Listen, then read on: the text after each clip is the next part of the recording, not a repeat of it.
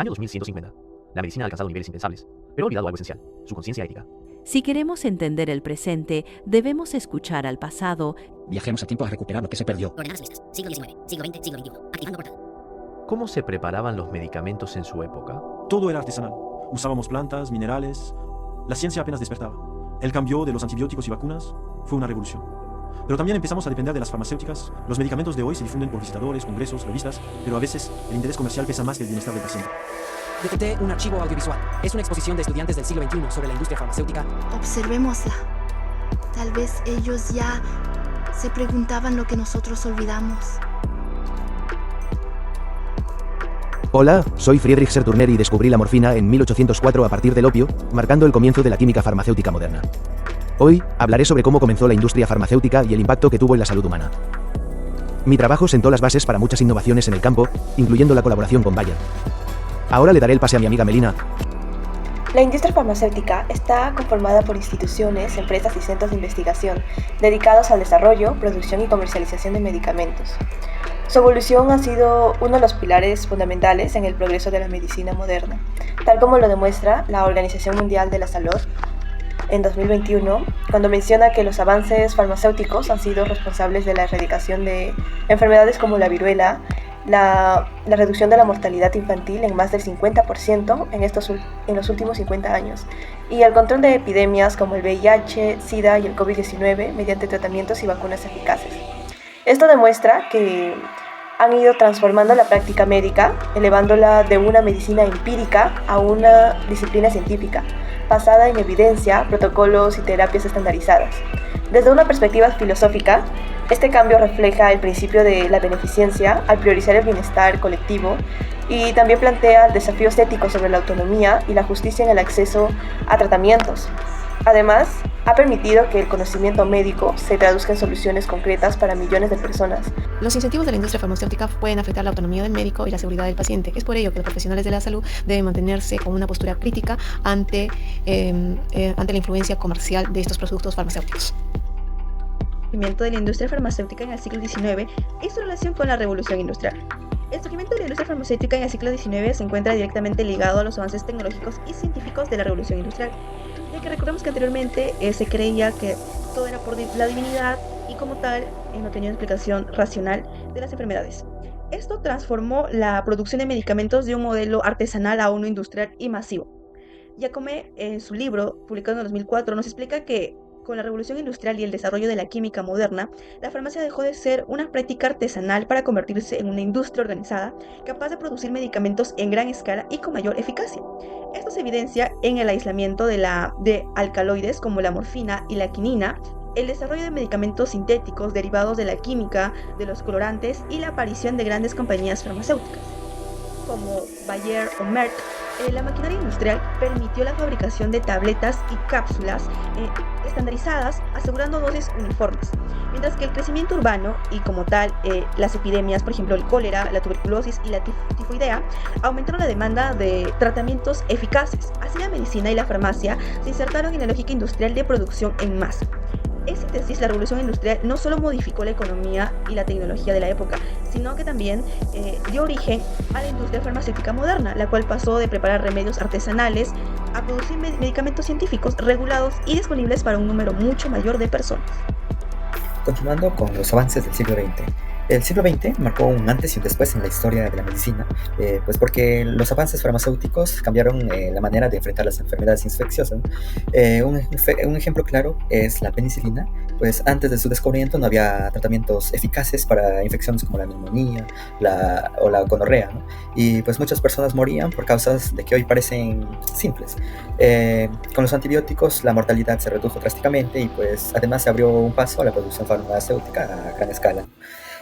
Otro avance significativo se podría decir que fueron las vacunas, pues durante el siglo XX se desarrollaron decenas de ellas para prevenir distintas enfermedades y pues considero que su impacto fue doble, pues por un lado protegió a las nuevas generaciones, o sea nosotros, y por otro lado ayudaron a controlar epidemias que antes devastaban comunidades, ¿no? Pues en ese sentido se muestra cómo la ciencia, cuando se orienta al bien común, pues se puede convertir en un pilar fundamental de la salud pública. Ahora, estos avances no se pueden entender sin el contexto social también, ¿no? Las guerras mundiales en ese caso. Por ejemplo, impulsaron la producción masiva de antibióticos y vacunas para soldados y civiles. Lo que en primeros instantes se usaban en el frente de batalla, pues después se llegó a la población en general, ¿no? Acelerando así el acceso a los medicamentos. También otro punto importante son las pandemias, como por ejemplo la gripe de 1918 que dejaron huella, ¿no? Pues mostró lo vulnerable que éramos frente a nuevas enfermedades y lo poco preparados que estaban los sistemas de salud. Pero al mismo tiempo también esto generó una conciencia sobre la importancia de la prevención, la cooperación internacional y pues la investigación continua, ¿no? Pues finalmente la industria también, otro aspecto clave, pues que vino después de la Segunda Guerra Mundial, cuando ya existía un auge económico en varios países, pues ayudó a consolidar todo esto, ¿no? Que se desarrollaron nuevas tecnologías de producción, los medicamentos ya se pudieron fabricar a gran escala y con menores costos, y pues como ya dije, al haber un crecimiento económico, pues esto impulsó a generar más investigaciones, ¿no? Y pues así lo que antes era casi artesanal se convierte en una industria farmacéutica moderna con alcance global. En el contexto actual, los medicamentos se difunden entre profesionales médicos a través de canales institucionales y comerciales que combinan información científica con estrategias de posicionamiento. Pues, según Moynihan y Cassels, 2005, afirman que los principales mecanismos de difusión incluyen la visita médica personalizada, la participación en congresos científicos, la lectura de revistas especializadas y también el acceso a plataformas digitales de formación continua. Más del 50% de estas fuentes están financiadas de manera directa o indirecta por laboratorios farmacéuticos, lo que puede influir en la percepción y uso de medicamentos. Estos canales permiten que los médicos se mantengan actualizados sobre nuevos tratamientos y tecnologías terapéuticas.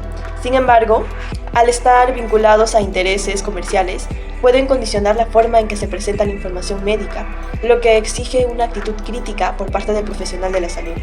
La difusión no es neutral. Esta medida, por relaciones institucionales, pueden influir en las decisiones clínicas si no se evalúan con rigor. Por lo tanto, comprender cómo se difunden los medicamentos es esencial para analizar el entorno en el que se toman decisiones médicas. Asimismo, para reconocer la necesidad de una formación ética que nos permita distinguir entre evidencia científica y estrategias de marketing. Ahora nos toca hablar sobre los riesgos éticos, en la cual incluye los conflictos de intereses, la publicidad y la desigualdad en el acceso. La relación entre el médico y la industria farmacéutica se vio marcada históricamente por un dilema ético. Bien el médico podía actuar a favor del paciente respetando su autonomía, beneficencia y justicia, o bien podía verse influenciado por intereses comerciales. Ahora, estos tres riesgos lo podemos resumir en un breve ejemplo. Cuando un médico recibe cierto incentivo de la industria farmacéutica, se ve forzado a prescribir estos medicamentos, afectando la economía del paciente, de tal manera que no todos los pacientes tienen el acceso a estos medicamentos por ser costosos. Por eso decimos que es una desigualdad en el acceso de los medicamentos. Los fundamentos filosóficos son tres: la autonomía, beneficencia y justicia. La autonomía vendría a ser la capacidad del paciente a tomar sus propias decisiones, la beneficencia, buscar el mayor beneficio posible para el paciente, y la justicia, la equidad de los recursos, ¿no? Ahora, cuando hacemos una relación entre autonomía y beneficencia, es cuando, un claro ejemplo, cuando el médico le prescribe ciertas indicaciones, ciertos medicamentos, quien decide finalmente aceptarlos es el paciente. Ahora, entre autonomía y justicia significa que la autonomía del paciente no puede ser absoluta, porque el paciente puede tener una enfermedad contagiosa y finalmente decide no seguir el tratamiento. Entonces ahí entra en un conflicto con la justicia, porque puede contagiar a su alrededor. Ahora, la beneficencia con la justicia, estos deben estar totalmente equilibrados, de tal manera que los recursos deben ser distribuidos equitativamente. También nos pide evaluar la situación actual en el Perú, el acceso a medicamentos, el rol del Estado y los desafíos en la salud pública. El acceso a medicamentos en el Perú sigue siendo una problemática central de salud pública, que está marcada por desigualdades sociales y limitaciones en la capacidad del Estado para garantizar una cobertura universal. Romani, en su artículo publicado en 2019, nos señala que el acceso a medicamentos en el Perú se encuentra condicionado por el desabastecimiento en los servicios públicos, la insuficiente regulación de precios y la débil rectoría estatal en la gestión del suministro. Si bien el Estado peruano, a través de la DGMIT, Dirección General de los Medicamentos, Insumos y Drogas, y políticas como las compras corporativas, busca garantizar medicamentos de calidad y a menor costo.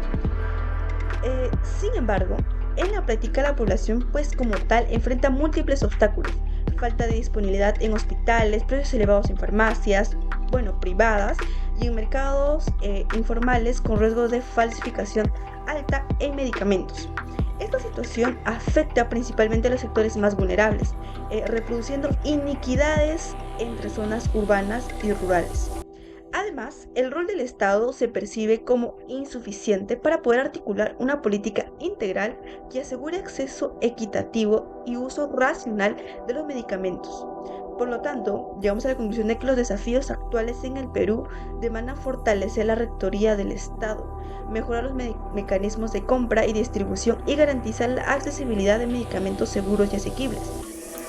Con lo que respecta a la cultura médica local, la relación entre médico y paciente, la ética profesional en el contexto peruano, en el Perú la regulación de medicamentos busca un equilibrio entre el acceso y la seguridad. Este esfuerzo es clave en un país con tantas desigualdades en salud.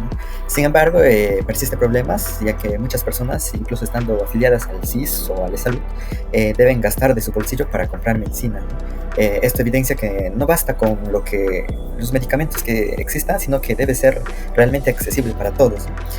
Otro aspecto importante es la relación entre los médicos y el paciente, como ya estaba mencionando, que constituye la base de la práctica clínica. Aquí entra en juego también la confianza, la comunicación y el respeto. De hecho, el Código de Ética del Colegio de Médico del Perú refuerza principios como la autonomía del paciente, la veracidad en la información y la obligación de priorizar el bienestar por encima de intereses externos como la industria farmacéutica.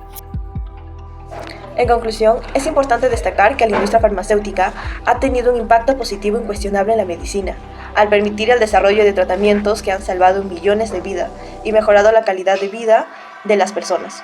Como afirma Gracia, 2001, página 45, la medicina no puede renunciar a la técnica, pero tampoco a la ética que se orienta hacia el bien del paciente. Reconocer los aportes no implica ignorar sus dilemas, sino promover una medicina que combina innovación con responsabilidad humanista. La experiencia histórica demuestra que el progreso farmacéutico solo alcanza su verdadero valor cuando se orienta al mismo servicio del humano. También, por otra parte, se podría decir que las decisiones clínicas se guían por los principios de autonomía, beneficencia, no maleficencia y justicia. La práctica médica debe mantenerse en su dimensión social, rescatando la comunicación y la compasión entre médico y paciente. Ahora, los incentivos de la industria farmacéutica pueden afectar negativamente en la parte ética de los profesionales de la salud. Acerca de la propuesta de mejora en cuanto a educación ética, regulación transparente y acceso universal. Para ello, tenemos que mencionar que una propuesta de mejora en el sistema de medicamentos del Perú debe centrarse en la educación ética, en la regulación transparente y el acceso universal, que son los pilares fundamentales para poder garantizar equidad y eficiencia en la salud. Ugarte, en su artículo publicado en el 2019, nos indica que el acceso a medicamentos en el Perú sigue siendo desigual, con limitaciones importantes en regiones rurales y en poblaciones vulnerables. Alvarado también, publicado también en su artículo en el año 2010, nos señala que la implementación de políticas públicas orientadas a la transparencia y a la ética en la gestión de salud fortalece la confianza ciudadana y como tal la efectividad de los servicios sanitarios.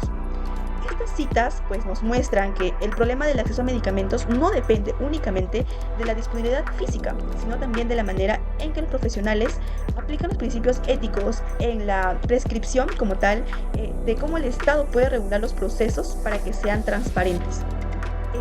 La inequidad señalada por Ugarte nos evidencia la necesidad de garantizar un acceso universal, mientras que Alvarado refuerza la importancia de la educación ética y como tal la regulación transparente como elementos clave para una gestión eficiente.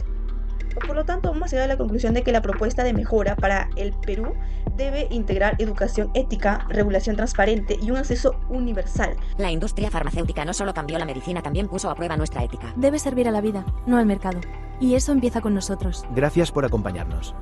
Como ciudadanos y futuros profesionales, tenemos una misión: pensar, cuestionar y cuidar. La historia nos habla. Escuchémosla. Como diría Hal Jonas, el deber ético crece con el poder. Que la industria farmacéutica, en su avance, no olvide que su fuerza exige responsabilidad.